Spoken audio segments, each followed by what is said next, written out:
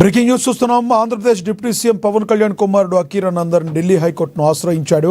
Artificial intelligence ఉపయోగించి తయారు చేసిన ఓ సినిమాతో తన వ్యక్తిత్వం గోప్యత హక్కులు ఉల్లంఘించినట్టుగా పిటిషన్లో పేర్కొన్నాడు.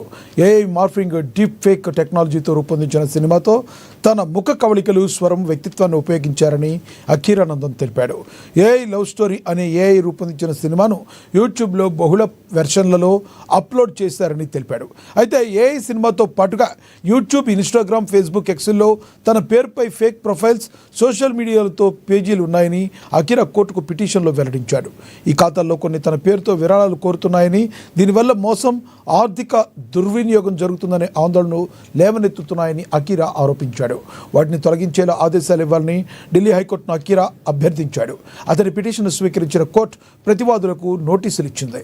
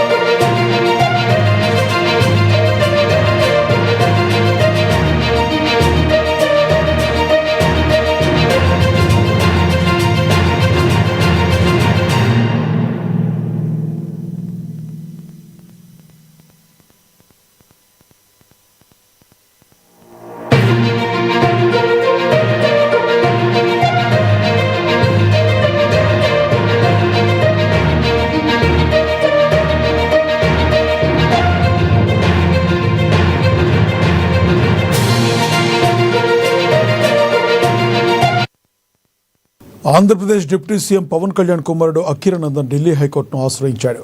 ఆర్టిఫిషియల్ ఇంటెలిజెన్స్ ఉపయోగించి తయారు చేసిన ఓ సినిమాతో తన వ్యక్తిత్వం, గోప్యత హక్కులను ఉల్లంఘించినట్టుగా పిటిషన్లో పేర్కొన్నాడు. ఏఐ మార్ఫింగ్ డీప్ ఫేక్ టెక్నాలజీతో రూపొందించిన సినిమాతో తన ముఖ కవళికలు, స్వరం, వ్యక్తిత్వాన్ని ఉపయోగించారని తెలిపాడు. ఏఐ లవ్ స్టోరీ అనే ఏఐ రూపొందించిన సినిమాను యూట్యూబ్లో బహుళ వెర్షన్లో అప్లోడ్ చేశారని తెలిపాడు. అయితే ఏఐ సినిమాతో పాటుగా యూట్యూబ్, ఇన్స్టాగ్రామ్, ఫేస్బుక్, ఎక్స్లలో తన పేరుపై ఫేక్ ప్రొఫైల్స్, సోషల్ మీడియా పేజీలు ఉన్నాయని అకీరా కోర్టుకు పిటిషన్లో వెల్లడించారు. ఈ ఖాతాల్లో కొన్ని తన పేరుతో విరాళాలు కోరుతున్నాయని, దీనివల్ల మోసం, ఆర్థిక దుర్వినియోగం జరుగుతుందనే ఆందోళన లేవనెత్తుతున్నాయని అకీరా తెలిపారు. వీటిని తొలగించేలా ఆదేశాలు ఇవ్వాలని ఢిల్లీ హైకోర్టును అకీరా అభ్యర్థించాడు. అతని పిటిషన్ను స్వీకరించిన కోర్టు ప్రతివాదులకు నోటీసులు ఇచ్చింది.